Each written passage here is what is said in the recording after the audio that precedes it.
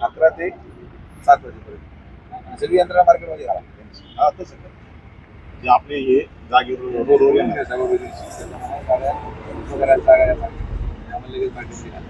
वगैरे झालं सपोर्ट द्यायचं आपण गाडी चालू आता जास्त ट्रॉफिक आपण ते हे यंत्र हलवलं आज जसं हाल झाले ना तशी नको काय जेसीबी पोकळ असतं तो उभं राहिला ते पोकळ झालं ना गल्लीत घालणार नाही करायचं दादा आज ते काल आपण आलात वाहतूक सुरळीबाबत सूचना केल्यात आज वाहतूक सुरळीत झाली नागरिकांच्या काय प्रतिक्रिया आहेत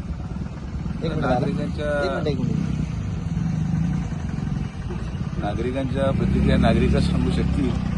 मला एक गोष्टी खात्री 100% आहे की हे फार अगोदरही झालं असतं कदाचित, पण आमचे सर्व जे कार्यकर्ते आहेत हे बिचारे सकाळपासून माझ्या शब्दाखातीर स्वतः रस्त्यावर उभे आहेत आणि जिथं जिथं ट्रॅफिक जॅम कधी जाणवायला लागलं का लगेच रस्ता मोकळं करणं. तर शेवटी कुठलाही प्रकल्प होत असताना कुठलीही चांगली गोष्ट होत असताना त्याला जनसमर्थन लागतं. आम्ही सगळ्यांना विश्वासात घेऊन चालणारे लोक आहोत आणि आमच्या मुलांनी जे हे केलं आज ते त्यांचं काम नाही पण उभे राहिले असे कार्यकर्ते म्हणजे आपण माझे भाग्य समजतो. कारण की आमचे कार्यकर्ते रस्त्यावर उतरून आंदोलन करत नाही. आमचे कार्यकर्ते नेत्याने दिलेला आदेश पाळतात आणि मी त्यांना सकाळपासून 4दा फोन लावला की काय झालंय कुठं अडकलंय काय अडकलंय ते. कारण की नुसतं एकदा येऊन फोटो काढून आणि व्हिडिओ काढून जाऊन परत तर लोकांना न्याय नाही मिळाला तर लोक माझं विश्वास संपून जाईल लोकांचा माझ्यावर. तुम्ही माझा विश्वास कधी संपू देत नाही. आज अक्षरशः एक तासभर सोडला तर अजिबात पुढेही ट्रॅफिक जॅम नाही आणि सहसा उद्यापासून पुढं थोडा त्रास जरी झाला तरी आमचा प्रयत्न राहील की पुढेही ट्रॅफिक जॅम होणार नाही आणि जर कुठे ट्रॅफिक जॅम आढळलं तर माझी लोक माझे सर्व कार्यकर्ते रस्त्यावर उतरून ट्रॅफिकचं नियोजन करतील अशी मी सूचना दिलेली आहे. तर रावरीकरांना जो त्रास झाला त्याबद्दल मी दिलगिरी व्यक्त करतो, पण आता असं होऊ देणार नाही एवढीच मी खात्री देऊ शकतो. आपण होमगार्डांचा पगार देणार होता आज 20 होमगार्ड मंजूर झाले काय सांगाल होमगार्ड मंजूर झाले कारण की हा प्रस्ताव कधी पाठवला नव्हता. माननीय पालकमंत्री महोदयांनी डीजी होमगार्डशी आज फोनवर चर्चा केली.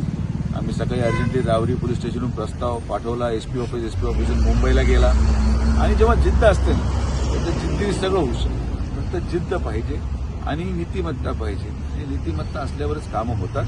तर होमगार्ड माझ्या मते लवकर आले पाहिजेत आणि राहुरीचेच मुलं आहेत ज्यांनी होमगार्डची ट्रेनिंग केलेली आहे त्यांना फक्त रुजू व्हायचं आहे कामावर. असं काही कुठून अमेरिकेहून आणि कुठून जपानहून लोक येत नाही आहेत. राहुरीचेच आपल्या मुलं आहेत त्यांना रोजगार मिळेल आणि शासनाला सांगितलं साधारण ते म्हणत होते कुठेतरी 15-20 हजार रुपये खर्च त्यांचा रोज पडतो. म्हटलं काय महिन्याभराचा विषय आहे 7-7.5 लाख रुपये जनतेने एवढं दिलं मला तर 7 लाख रुपये काय फार मोठी गोष्ट त्यांनी देऊन टाका. 7 लाख रुपयांनी मी लहान होतो ना काय, पण जनतेचे त्रास कमी झाले. 7 लाख रुपये तर 7 लाख रुपयाला काही मूल्य नाही.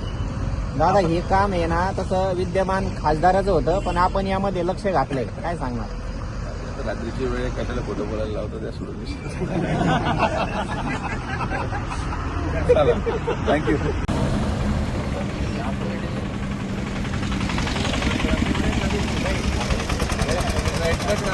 राहता ना काय होत आहे हे असतं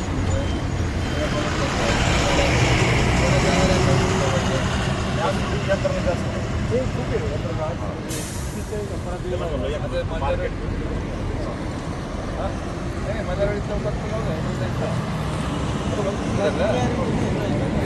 ओपन करून लागेल पाठीमागं बंद करणार ना. आम्ही काम नाही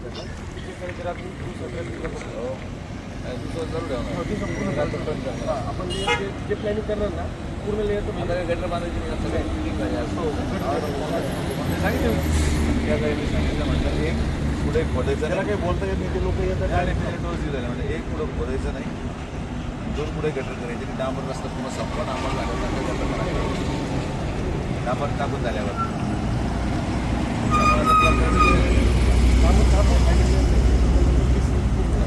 नंतर दोन्ही बाजूचे रस्ते दिसले पण लहान आपण झालं कुठून येणार नाही ना मग आपण थांबवतो आणि बरोबर 5 दिवस मला काय करायचं पूर्ण एक टॉपपर्यंत